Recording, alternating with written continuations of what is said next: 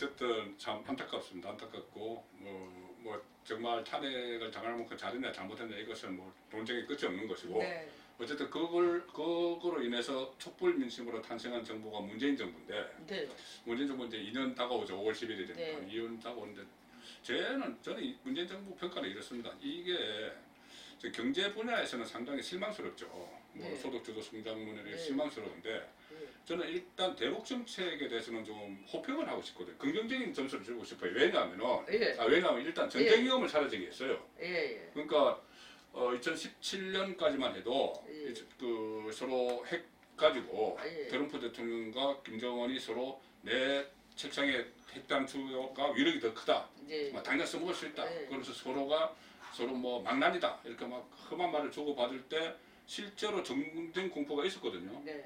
그런데 어쨌든 2018년 신년사에서 김정은이 그 평창 동계올림픽 참가 이야기를 하면서 그때부터 그러니까 전쟁 위험은 좀 사라졌다. 네. 물론 그 이후에 하는 데 대해서는 뭐 군사 합의나 이런 데 대해서 미흡한 점이 많지만은 일단 전쟁 공포를 사라졌다는 데 대해서는 조금 긍정적인 점수를 주고 싶은데 위원님은 국방 전문가니까. 저는 전혀 생각이 다릅니다. 그렇습니까? 왜냐하면은 전쟁 위험이 사라진 거는 김정은이 돈이 없어 전쟁 위험이 사라진 거예요. 딴 얘기가 아니고 트럼프 대통령이 2016년 8342조로 제가 기억을 하는데 네. 이 행정명령 번호는 내가 정확한 기억인지 모르겠습니다만은 이 행정명령을 발표를 했어요. 네. 미국의 행정명령이라는 건 유일하게 대통령 고유권 안으로 의회를 거치지 않고 법적 효과를 갖는 겁니다. 대통령 말로만. 그러니까 administrative order라고 하는데 이 행정명령을 발표한 게 바로 북한에 대한 secondary boycott이에요. 이걸 발표하기 전까지 북한은 2016년에 경제 성장이 3.7%나 됐습니다. 근데 이 행정명령을 발표하고 나니까 그때부터 그리고 2016년 말부터 바로는 아니지만 2017년에 들어가 중국이 굉장히 대북 제재에 적극적인 협력을 한 이유가 이 트럼프의 행정명령이 자기들에게도 불똥을 튀길 것 같으니까 행정명령을 발표한 거예요. 이 행정명령 발표하니까 김정은이가 문에게 SOS를 취한 겁니다. 아 그럼 문재인 정부의 노력에 의해서가 아니고 아니죠. 내가 SOS를 취가 야 우리 평창올림픽 그러니까 2017년입니다. 그러니까 평창올림픽 2017년은 여러 가지 막 핵도 발사하고 뭐 이렇게 최고로 뭐 핵실험을 하고 미사일 2번 날리고 난리를 쳤을 때 아닙니까? 평창올림픽에 너 만날 테니까 만나주겠냐? 돈 떨어져서 우리 쪽에 SOS를 친 겁니다. 그러니까 문으로서는 이게 절호의 찬스라고 생각한 거죠. 만나서 남북 간에 얘기할 수 있는 거다. 둘이가 합의 맞은 거예요. 근데 원인은 진짜 이 상황을 만든 건 누구냐? 북한이라는 거예요. 참 미국이라는 거예요.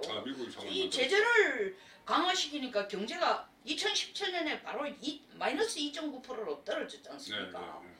손 벌릴 때가 한국뿐인 거예요. 그때는 중국은 미국 눈치 볼 때 정신없는 때였어요. 한국이 손댄 겁니다. 손 벌린 겁니다. 근데 문은 계속 홍보를 하죠. 이걸까 전쟁 위험을 사라지게 했다? 저는 이거는 그리고 두 번째 전쟁 위험을 사라지게 한 것은 김정은이 자기가 경제적인 지원을 얻기 위해서 전쟁 준비를 하는데 돈을 덜 썼을 뿐이지 실질적으로 보면 우리가 전쟁 위험에 대비할 수 있는 체제를 우리가 다 지금 무너뜨리고 있어요. GP 철수라든가 그리고 뭐 한강을 열어준다든가 서해의 평화수역구역을 만든다고 난리를 치거나 이 DMZ 라인의 20km까지는 우리가 가서 정찰을 못하게 이건 뭐 하는 거예요? 이건 전쟁 위험 사라진 거 아닙니다. 돈 생기면 다시 되돌아갈 수 있는 거예요.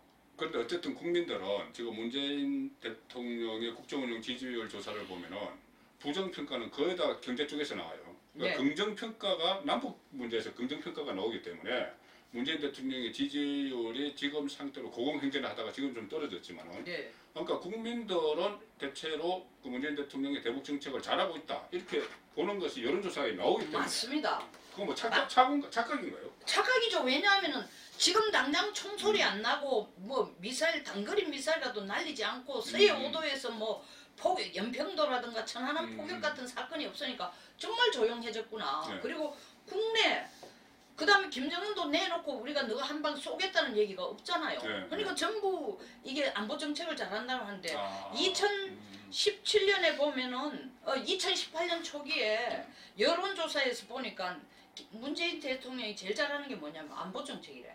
78%가 안보 정책은 성공적이라고 얘기하는데 그게 일종의 파사드예요. 파사드인데 국민들은 그걸 정말 안보 정책을 잘하고 있다는데 이거 아닙니다. 근본적인 안보 문제가 해결된 건 아니죠. 예. 왜냐하면 미국이 세계에서 가장 평화를 부르짖는 나라인데 미국이 전 세계에서 전쟁을 제일 많이 한 나라입니다. 그렇죠. 미국은 독립전쟁 이후에 미국은 240여 개의 전쟁을 한 사람, 한 국가입니다. 뭐예요? 군사力없으면 전쟁 참 평화 못 지킵니다. 우리 집에 권총 없는데 우리 집에 먹을 거 있으면 이거는 도둑놈 보고 강도 보고 돌아라는 얘기랑 똑같아요. 네. 우리 그 송영선 의원님은 국회에 계실 때 안보 여전사 이런 별칭이 붙었습니다. 어떻게 지금 보시면은 김정은이 서울 올 것 같습니까? 답방. 원래 뭐 3월 말, 4월 초 이야기 나왔다가 미국 정상회담 하노이에서 결렬되고 나서 쑥 들어가 버렸는데. 3월 초에도 안 온 이유가 뭡니까? 뻔한 얘기예요. 와봐야 가져갈 게 없어. 가져갈 게 없으니까. 가져갈 거 없으면 안 오는 거예요. 네. 여기 지금 우리 앵커님이 그 말씀하시는 거 그런데 4월 11일이 북한 14기 최고인민대의원회 우리로 치면 그거는 14기고 우리는 20기 이유가 그거는 5년이에요. 우리는 4년이에요 국회의원.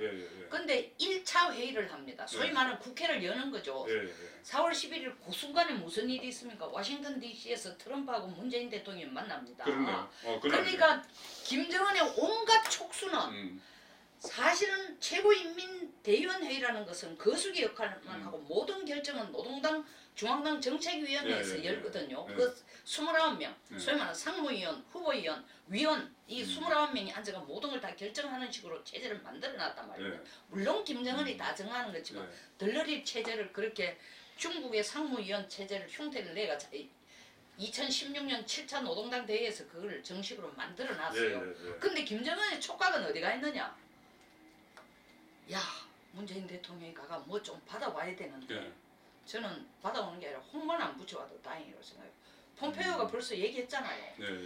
완전한 비핵화가 되기 전까지는 경제제재 안 풀어준다 했어요. 근데 문 대통령은 굿이너프 딜을 가지고 간 거야. 그거 완전한 비핵화 아니에요. 영변 핵폐기 플러스 뭐 이 평산이나 몇 군데 희천이나 뭐 몇 군데 간데 그가는 손톱도 안 들어가는 거예요. 그러니까 김정은이 지금 서울을 오고 싶어도 오기 싫은 게 아니에요. 내가 볼 때는 인민무력부나 당의 높은 특히 김정은은 당 중심 정책을 하니까 당에서 높은 사람들이 얘기할 거예요. 수령님, 위원장님 가시지 마십시오. 가가지고 돈 뭉치 받아오지 못할 바에는 괜히 가봐야 인민들은 잔뜩 기대하고 있는데 더더구나 하노이까지 가가도 뺨만 시컷 맞고 왔지 아무것도 가지고 없지 빈손을 하는데 또 똑같은 꼴을 남쪽으로 당해요? 최소한 남쪽에서 4월 11일 트럼프하고 미팅해서 개성공단이라도 열어도 좋다라는 얘기를 트럼프 입에서 나오지 않는 한은 가시지 마십시오. 안 옵니다. 저는 제가 볼 때는. 그 말씀은 결국은 김정은이 어떤 뭐 정말 한반도 평화, 뭐 비핵화 이런 의지가 있는 건 아니고 그냥 지금 먹고 살기 너무 힘들어졌으니까 인민들이 먹고 살기 힘들어졌으니까 이것을 무기를 그 수단으로 해서 좀 경제적 이득을 취해야 되겠다. 이것이 가장 첫 번째. 100%죠. 그거는 아버지 김정일한테 철저히 교육받았습니다.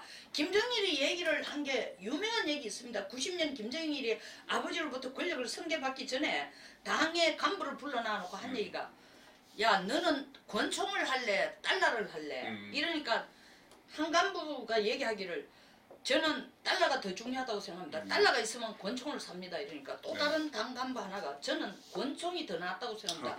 권총이 있으면 달러를 뺏을 수 있을 거니까. 그 얘기를 듣고 김정은이 한 얘기가 네가 옳다 했거든.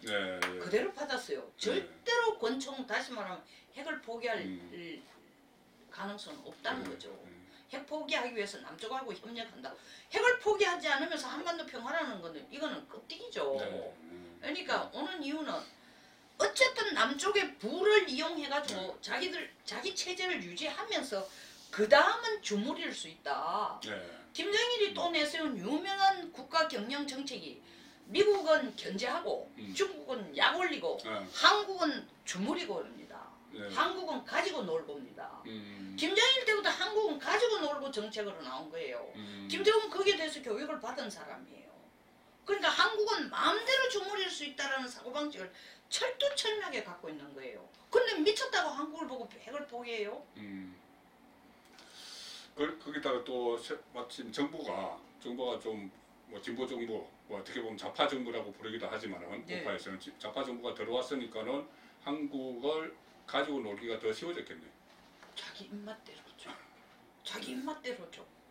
그러니까 예를 들면 2017년 말에 이 소위 말하는 트럼프의 행정명령이 발표됐다고 해서 박근혜 정부 때에 평창올림픽 때 우리 동반 입장하자 하면 박근혜가 예스 하겠습니까? 그러니까.